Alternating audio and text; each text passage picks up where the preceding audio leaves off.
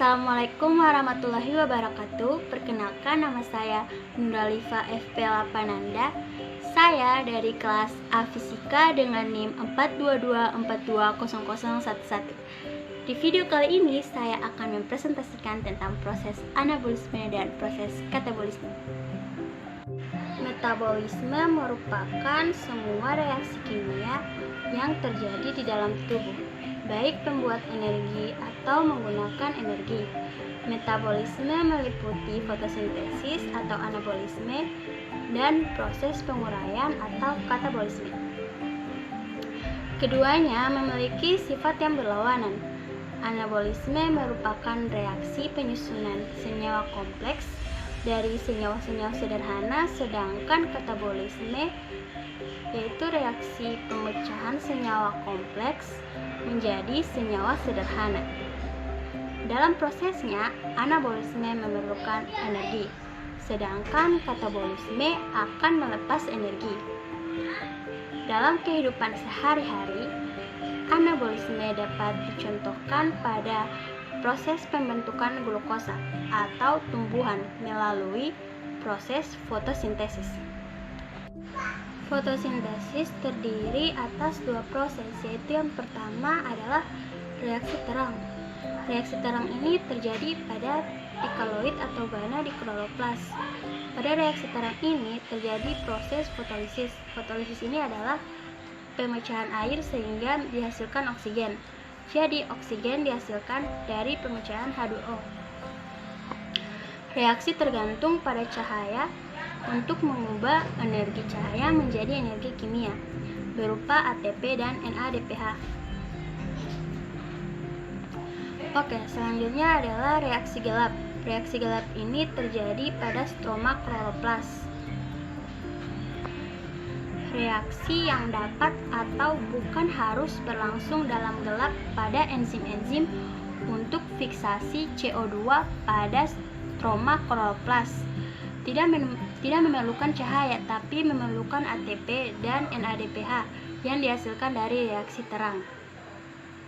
Pada reaksi gelap ini membutuhkan CO2 dan ATP serta NADPH untuk menghasilkan gula dan glukosa dan menghasilkan NADPH+ dan ADP. NADPH+ dan ADP ini dibutuhkan untuk proses reaksi terang. Sedangkan katabolisme adalah proses respirasi. Tujuan katabolisme semata-mata untuk menghasilkan energi. Katabolisme ada kaitannya dengan aktivitas kita sehari-hari. Contohnya adalah ketika kita makan. Makanan kita itu adalah senyawa organik. Jadi, makanan kita itu harus dipecahkan terlebih dahulu agar dapat membentuk energi. Katabolisme karbohidrat terjadi melalui proses respirasi seluler. Nah, respirasi seluler ini terbagi menjadi dua, yaitu respirasi aerob dan respirasi anaerob. Respirasi aerob itu yang membutuhkan oksigen, sedangkan respirasi anaerob adalah respirasi yang tidak membutuhkan oksigen. Nah, sekarang kita bahas tentang respirasi aerob.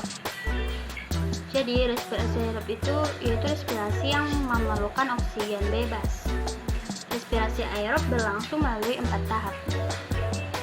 Yang pertama yaitu glukolisis. Yang kedua, proses dekarbosilasi oksidatif. Yang ketiga, proses siklus Krebs. Dan yang keempat yaitu rantai transport elektron.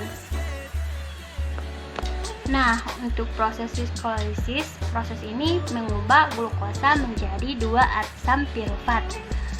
Proses ini terjadi di sitoplasma, menghasilkan 2 NADH dan 2 ATP. ATP ini adalah energi yang berfungsi membuat tubuh kita beraktivitas dengan baik.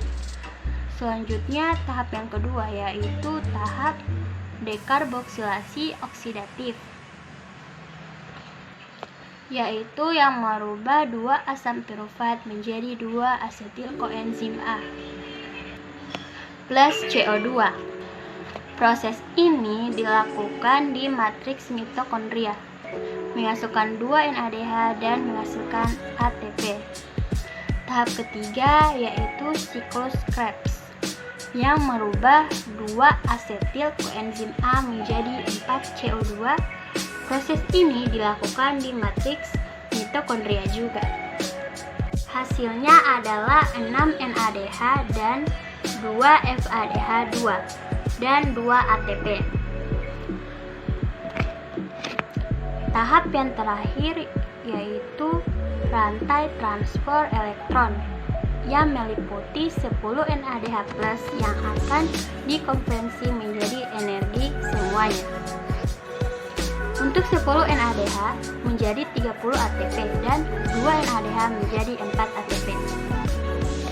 Lanjut ke respirasi anaerob, yaitu respirasi yang tidak memerlukan oksigen.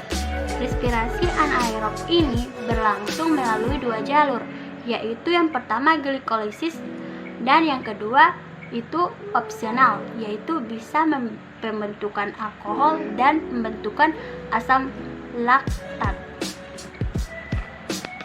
Demikian video presentasi dari saya, lebih dan kurangnya mohon dimaafkan. Wabillahi taufiq wal hidayah. Wassalamualaikum warahmatullahi wabarakatuh.